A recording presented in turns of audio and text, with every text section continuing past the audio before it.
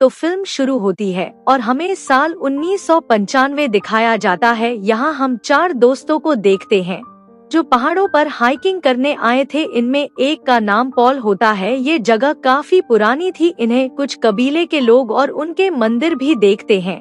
जो चीजें इन्हें काफी पसंद आई, ये जब एक पहाड़ की चोटी पर गई तो यहाँ पॉल को अजीब सी आवाज सुनाई देती है जो और किसी को सुनाई नहीं दे रही थी। वो आवाज का पीछा करते हुए आगे बढ़ा पर तभी वहाँ बने काफी बड़े गड्ढे में वो गिर जाता है। उसके दोस्त भी फौरन गड्ढे के पास आ गई। का एक दोस्त रस्सी के सहारे नीचे गड्ढे में जाता है और वो देखता है कि ये एक केव यानी कि गार है। वो देखता है कि पॉल वहाँ पर गुमसुम बैठा कहीं खोया हुआ था और मंदिर पढ़ रहा होता है। वो अपने सामने बने एक स्केलेटन ढांचे को देख रहा था जिसका साइज आम स्केलेटन की निस्बत काफी बड़ा था। उस बड़े स्केलेटन के चारों तरफ और भी कई सारे छोटे स्केलेटन थे जिनका साइज आम लोगों जैसा था और वो सब उस बड़े वाले के सामने झुके हुए थे। पर ये देखकर पॉल के दोस्त को कुछ समझ नहीं आती, इसलिए वो उसके पास गया। पॉल बिना हिले जिले उसे कहता है कि दूर रहना मुझसे, अगर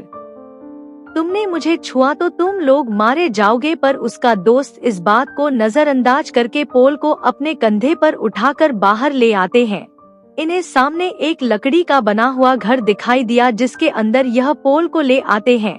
यहाँ बर्फ पड़ना शुरू हो गई थी यानी कि ये चारों लोग अब यहाँ से नहीं निकल सकते थे। अब पॉल के पास अपनी एक दोस्त को छोड़ के 2 दोस्त बाहर जाते हैं खाने का इंतजाम करने के लिए। पॉल अभी भी अपने होश में नहीं था। पॉल की दोस्त देखती है कि उसने हाथ में म्यूजिक बजाने वाला इंस्ट्रूमेंट पकड़ा हुआ है जिसे उसकी दोस्त लेकर बजाने लगती है। कुछ देर बाद जब वो बाहर आई तो उसे बर्फ में अजीब सा काला साया दिखाई देता है जो उसकी तरफ ही बढ़ रहा था। उसकी दोस्त अपनी जान बचाने के लिए वापस घर के अंदर आ गई और दरवाजे को बंद कर देती है। वो साया इनके घर तक आकर दरवाजे पर दस्तक भी करता है जिससे वो काफी डर जाती है, मगर कुछ देर बाद वो चला गया। अब जब इनके दोस्त आए तो पॉल की वो दोस्त इन्हें बता देती है कि मैंने बाहर किसी डरावने साई को देखा। पर दोनों कहते हैं कि बाहर तो कोई भी नहीं है, लेकिन वो अभी भी काफी डरी और बौखला हुई थी। अब ऐसे यहाँ इनका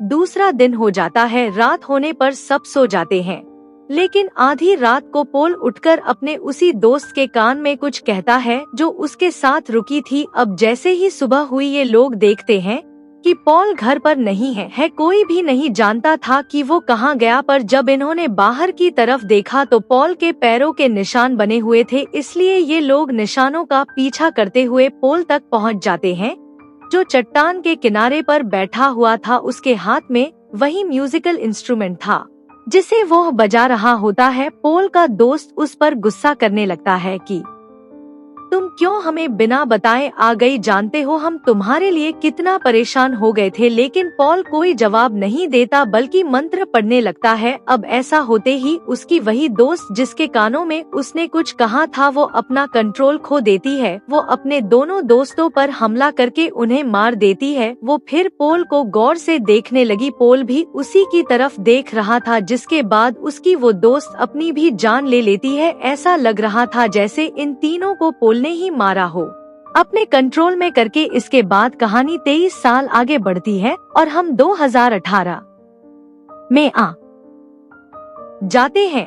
यहाँ हम जेम्स नाम के एक आदमी को देखते हैं जिसकी वाइफ और बेटी की कार एक्सीडेंट में हाल ही में मौत हो गई, जिस वजह से वो अकेला पड़ गया था। वो एक सिक्योरिटी शॉप को चलाता है और अपनी फैमिली को बहुत याद करता है, उनके गम से नहीं उभर रहा होता। अब जेम्स एक होटल में जाता है जहां वो अपने बर्थडे का कूपन दिखाता है। अब हालांकि आज उसकी बर्थडे भी नहीं थी, कूपन पर 3 दिन पहले की डेट लिखी हुई थी, लेकिन फिर भी होटल वाले उसका कूपन कबूल करके उसे मुफ्त में खाना देते हैं। इसके बाद जेम्स जब घर आया तो उसके दोस्त की बेटी जिसका नाम अमेंडा था वो उससे मिलने आती। दोनों एक दूसरे से अपना गम बांटते हैं।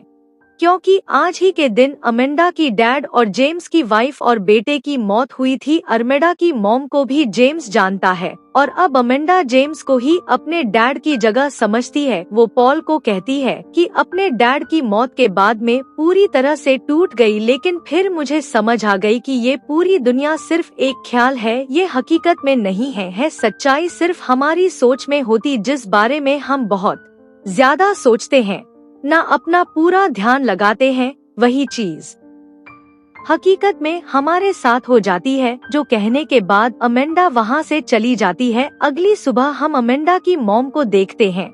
वो जब उसके कमरे में जाती है तो अमेंडा वहाँ नहीं होती। मॉम उसे बाथरूम में चेक करने जाती है, जहाँ भी अमेंडा तो नहीं होती, लेकिन शीशे पर एक मैसेज लिखा होता है, the empty man made me do it, यानी एम्प्टी मैन ने मुझसे यह करवाया है। पर अमांडा की मॉम को इसकी जरा भी समझ नहीं आती, इसलिए वो यहाँ जेम्स और पुलिस को बुला लेती है। तब जेम्स इस पर छानबीन करने लगता है। उसे अमेंडा के कमरे से एक इंस्टीट्यूट का पंपलेट मिलता है जिसके पीछे तुल्पा लिखा हुआ था, इसलिए अगले दिन वो स्कूल में जाकर अमेंडा की दोस्त से मिला। अमेंडा की दोस्त जब जेम्स की कार में बैठी होती है तो तभी उसे वहाँ एक साया दिखाई देता है, जिसे देखकर वो काफी डर जाती है। फिर वो बताने लगती है कि 2 दिन पहले हम सारे दोस्त अमांडा के साथ एक पुल पर गए, जहाँ हमें अमेंडा ने एम्प्टी मैन के बारे में बताया था और कहा था कि वो यहाँ का काफी पुराना लेजेंड है, मतलब वो हकीकत में नहीं रहता, बस लोगों के ख्यालों में, उनकी सोच में रहते हैं, और जो लोग उस पर यकीन रखते हैं, ख्यालों में उसे देखते हैं, तो वह किसी जरिए से उनसे बात भी करता है। एम्प्टी मैन को मानने वाले उसकी पूजा भी करते हैं और वो उनके हिसाब से उनकी ख्वाहिशें भी पूरी करता है, और वो लोग उस पर पूरी तरह से यकीन रखते हैं। आगे उसकी दोस्त बताती है कि अमेंडा ने यह भी कहा था कि शाम के टाइम अगर तुम पुल पर पड़ी किसी खाली बोतल में फौंक मारोगे, फिर एम्प्टी में के बारे में सोचोगी, तो वो फिर तुम्हारी जिंदगी में शामिल हो जाएगा। पहले दिन सिर्फ तुम्हें उसकी आवाज सुनाई देगी, दूसरे दिन तुम्हें वो दिखाई देगा और तीसरे दिन वो तुम्हें खुद ही ढूंढ लेगा। अब अमेंडा के कहने पर हमने बोतल में फौंक मारने के साथ साथ एम्प्टी मैन के बारे में सोचा भी था, जिसके बाद हमें अजीब सी आवाज सुनाई दी थी। और फिर उसे अगले दिन मैंने अमेंडा को एक दोस्त के कान में कुछ कहते हुए देखा था। अब अमेंडा की दोस्त अपने बाकी सभी दोस्तों की एड्रेस जेम्स को देकर यहाँ से चली जाती है। जेम्स उन सभी दोस्तों के घर जाता है पर उसे कोई भी नहीं मिलता, पर एक दोस्त के घर उसे उसी इंस्टीट्यूट का पंपलेट मिल जाता है जो उसे अमेंडा के घर भी मिला था। जिसके बाद जेम्स उसी पुल पर जाता है जहाँ उन सभी दोस्तों ने बोतल में फौक मारकर एम्प्टी मैन के बारे में सोचा था। जेम्स को भी यहाँ एक खाली बोतल मिलती है जिसके अंदर वो भी फूक मारकर एम्प्टी मैन के बारे में सोचता है, पर जब वो जाने लगा तो उसे पुल के नीचे से आवाजें आने लगती है, इसलिए वो एक होल के जरिए पुल के नीचे जाता है और देखता है कि वहाँ अमेंडा की सभी दोस्तों की लाशें लटकी हुई है, जिन्होंने ने भी अमेंडा के कहने पर बोतल वाला वो सब कुछ किया था, वो सब मारे जा चुके। साथ ही यहाँ वही मैसेज भी लिखा हुआ था जो अमेंडा के वॉशिंग के शीशे पर लिखा था, यानी the empty man made me do. अब जेम्स को कुछ भी समझ नहीं आती और वो इस बारे में पुलिस को बता देता है। अब अमेंडा की वो दोस्त जिसने सारी बात जेम्स को बताई थी, उसकी भी अचानक मौत हो जाती है और उन सबको देखने से यही लग रहा था जैसे उन्होंने खुद अपनी जान दी है, पर जेम्स को ऐसा नहीं लगता, इसलिए वह इस चीज की इन्वेस्टिगेशन करता है। वो रनेट पर उसी इंस्टीट्यूट और तुल्पा के बारे में सर्च करता है। उसे पता चलता है कि वो इंस्टीट्यूट असल में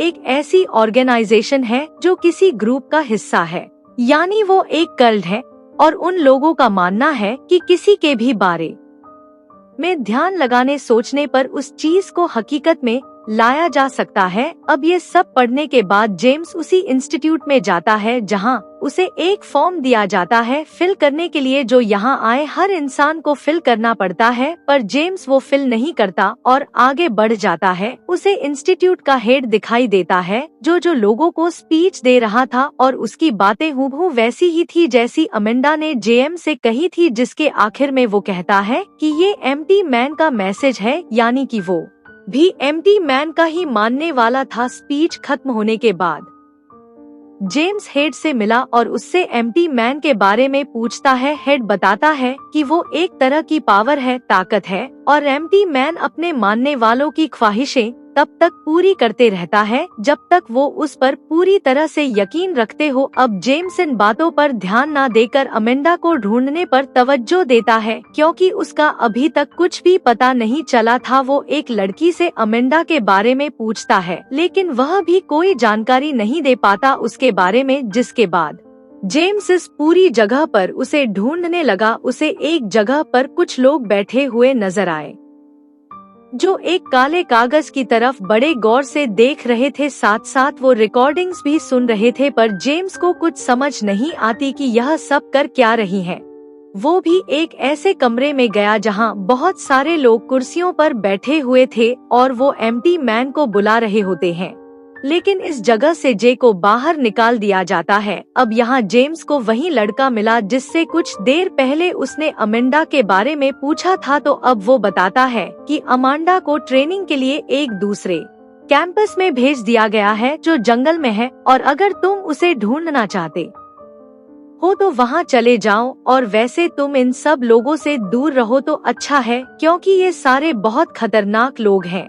अब जेम्स को कैसे भी करके अपनी दोस्त की बेटी अमेंडा को ढूंढना था, इसलिए वो उसी जंगल में चला जाता है। उसे एक कवि मिलता है जी। इसके अंदर जाने पर बहुत सारी फाइल्स पड़ी हुई थी। उन्हीं में से एक फाइल अमेंडा और जेम्स की भी थी, लेकिन जेम्स की फाइल पूरी तरह से खाली होती है। जेम्स एक दूसरे कमरे में गया जहाँ बहुत सारे वीडियो कैसेट्स पड़े हुए थे। उनमें से एक को प्ले करके जेम्स देखने लगता है जहाँ एक आदमी पर कुछ लोग अजीब तरह का एक्सपेरिमेंट तजुर्बा कर रहे थे, जिसके बाद उस पर जादू बगिया जाता है। ऐसा लग रहा था जैसे उस आदमी के अंदर ये किसी को लाना जा रहे हैं, और फिर अगले ही पल उस आदमी के अंदर वो आ भी जाता है। अब देखते ही देखते रात हो गई। जेम्स को बाहर से आवाजें आने लगती है। वो जब चेक करने गया तो बहुत सारे लोग आग के चारों तरफ मंत्र पढ़ते हुए घूम रहे थे। जेम्स उन्हें गौर से देख रहा था, और अब आग अचानक से आसमान की तरफ जाने लगती है, जो देख पूरी तरह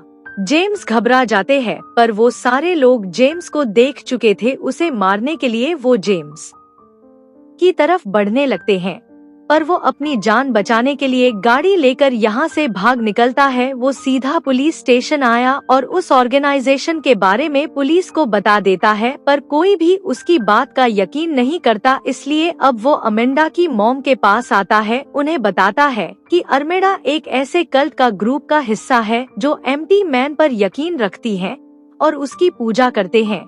तभी जेम्स के पास कॉल आती है और कोई उसके कानों में सीटी बजाता है। फोन रखने के बाद जेम्स अमेंडा की मॉम को बताता है कि कल्ट के लोग बहुत खतरनाक हैं। वो एम्प्टी मैन के लिए कुछ भी कर सकते हैं, और उन्होंने ही उन सभी बच्चों को मारा है। तुम्हारी भी जान को खतरा है, इसलिए मैं तुम्हें किसी सेफ जगह पर ले जाना चाहता हूँ।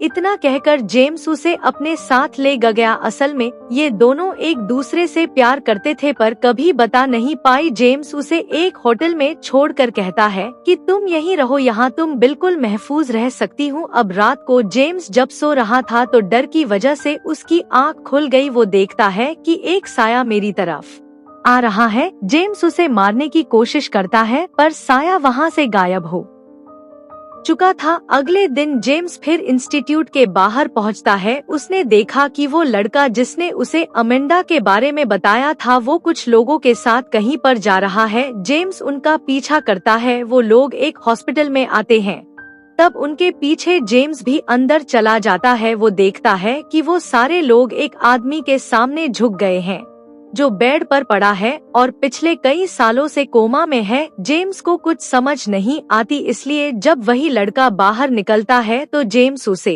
पकड़ लेता है। वो उसे बुरी तरह पीट कर पूछता है कि तुमने मुझे जंगल में यूं भेजा था। तो वो लड़का बताता है कि मुझे मेरे ग्रुप वालों ने ऐसा करने को कहा था कि तुम उस जंगल में जाओ। जेम्स बेड पर पड़े उस आदमी के बारे में पूछता है तो वो लड़का बताता है कि एम्प्टी मैन उस आदमी के जरिए से बात करता है, पर जेम्स को कुछ समझ नहीं आती, इसलिए वो अगले दिन दोबारा इंस्टीट्यूट आया। वो अब उस जगह पर जाता है जहाँ सारी फाइल्स रखी हुई थी। उसे वहाँ 14 नंबर की फाइल मिलती है जो सबसे अलग पड़ी थी, और अब जैसे जेम्स इस फाइल को खोलता है तो वो पूरी तरह से हैरान रह जाता है, क्योंकि ये और किसी की नहीं बल्कि जेम्स सकी ही फाइल थी जिसमें उसकी फैमिली के बारे में सारी जानकारी थी, और उसका वही बर्थडे वाला कूपन भी था जो 3 दिन पहले उसने इस्तेमाल किया था फ्री का खाना खाने के लिए। जेम्स की तस्वीर में थी जो देखकर वो पूरी तरह से हैरान रह गया, लेकिन यह सब उसकी समझ से बाहर था, इसलिए वो दोबारा उसी हॉस्पिटल में आता है। वो उस कोमा वाले आदमी को गौर से देखता है, फिर रिसेप्शन पर जाकर लेडी से पूछता है कि वो आदमी कौन है। वो औरत कहती है कि मुझे नहीं पता वो कौन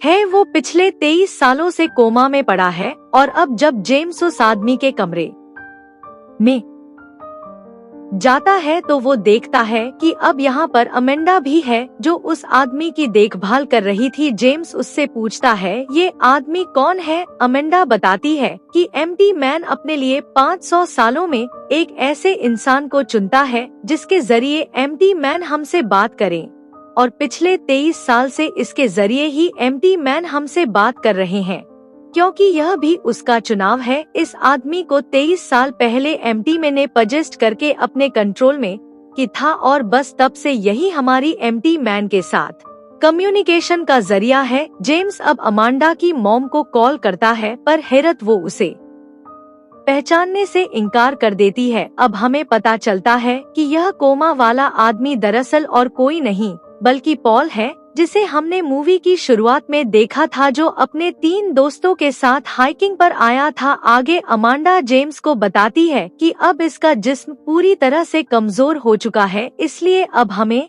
एम्प्टी मैन के लिए नए जिस्म की जरूरत है, यानी एक नए होस्ट की, जिसके अंदर वो रहकर अपने चाहने वालों से बात करे, उनकी ख्वाहिशें पूरी करे, जिसकी हम पूजा करें। और हाँ, उसके नए जिस्म के लिए जेम्स हमने तुम्हें चुना। तुम्हारे दिमाग में जो तुम्हारी यादें हैं, जो तुम सोचते हो, वो हकीकत में नहीं है, बल्कि पूरी तरह से मनगढ़ंत है, क्योंकि उन यादों को खुद हमने तुम्हारे लिए बनाया है। असली जिंदगी में तुम्हारे साथ कभी भी कुछ ऐसा नहीं हुआ, क्योंकि तुम्हारी ये जिंदगी भी तो हमने ही बनाई। यूँ कह लो कि तुम्हारे जेम्स कैरेक्टर को पूरी तरह से हमने बनाया है एम्प्टी मैन के लिए। इसीलिए तो मेरी मॉम ने तुम्हें नहीं पहचाना, क्योंकि वो तुम्हें जानते ही नहीं, कभी उसके साथ तुम्हारा टाइम नहीं गुजरा, और जो तुम सोचते थी कि मेरी मॉम और तुम एक दूसरे से प्यार करती हो, वो याद भी मैंने ही तुम्हारे दिमाग में बनाई थी। क्योंकि एम्प्टी मैन का जो नया होस्ट हो, उसके अंदर इस तरह के जज्बात, साथ साथ खौफ और शर्मिंदगी एहसास, ऐसी चीजें होना बहुत जरूरी है, क्योंकि वही जिस्म एम्प्टी मैन के लिए बिल्कुल परफेक्ट रहता है, जिसमें एम्प्टी मैन समा सकता है, क्योंकि यह जज्बात उस इंसान को मजबूत बनाते हैं। इसलिए वो इंसान एम्प्टी मैन को सह पाता है, और इस तरह के जिस्म को ही तुल्पा कहते हैं। और अब से तुम हमारे नए तुल्पा हो। और अब जेम्स तड़पने लगता है। उसका दिमाग पूरी तरह से उस जगह पर चला जाता है जहां आज से 23 साल पहले पोल उस स्केलेटन के सामने बैठा हुआ था, और अब देखते ही देखते एम्प्टी मैन जेम्स को भी पोजेस्ट करके पूरी तरह उसके अंदर चला जाता है और उसे अपने कंट्रोल में कर लेता है, और इस वजह से जेम्स बेहोश हो जाता है। होश आने पर वो अपने घर चला जाता है, जहां उसे पूरी तरह से यकीन हो गया था कि अब मैं सच में इंसान नहीं रहा बल्कि एक तुल्पा बन गया हूँ। यानी एम्प्टी मैन का होश और मेरा जो नया जिस्म है तुल्पा वाला, वो 3 दिन पहले पैदा हुआ है, क्योंकि मैं खुद और मेरी यादें उस कट की तरफ से बनाई गई हैं। जो सब ख्याली था मेरे जहन में, उन होने ख्याल इसलिए डाले ताकि मेरी बॉडी एम्प्टी में मैन के काबिल बने, और जब पूरी तरह से मैं ऐसा बन गया यानी कि तुल्पा, तो एम्प्टी मैन आखिर मेरे अंदर समा ही गया। यानी कि अब उस कल्ट का एम्प्टी मैन के साथ कम्युनिकेशन का जरिया जेम्स था, और अब जेम्स उस जगह पर जाता है जहां पोल का जिस्म कोमा की हालत में पड़ा था। जेम्स उसे शूट करके खत्म कर देता है, और ऐसा होते ही हॉस्पिटल के सभी लोग जेम्स के आगे झुक जाते हैं। यानी कि अब वो कर्ण जेम्स के जरिए एम्प्टी मैन की पूजा करेगा, और एम्प्टी मैन हर उस इंसान को मार देगा जो एम्प्टी मैन को सोचते तो थे पर उस पर यकीन नहीं करती थी, उससे डरती थी। जिलक उनको मारने का काम एम्प्टी मैन तब से करता आ रहा था। अब जेम्स का कैरेक्टर कुछ यूं बना कि एम्प्टी मैन के मानने वालों ने जेम्स के कैरेक्टर को अपने दिमाग में पहले सोचा, फिर ध्यान लगाकर उसे दुनिया में लाए, फिर उसके अंदर यादें डाली ताकि वो एम्प्टी मैन के लिए परफेक्ट बन सके। अब जब जेम्स की बॉडी कमजोर होगी तो होस्ट के लिए ये फिर से किसी को अपने दिमाग में क्रिएट करेंगी और उसे दुनिया में लाकर एम्प्टी मैन के साथ कम्युनिकेशन का जरिया उसे बनाएंगे, और उनका यह सफर हमेशा ऐसा ही चलता रहेगा। और इसी के साथ यह फिल्म भी इधर ही खत्म हो जाती है। और RSCFE मूवीज को सब्सक्राइब कर लेना। Thank you for watching.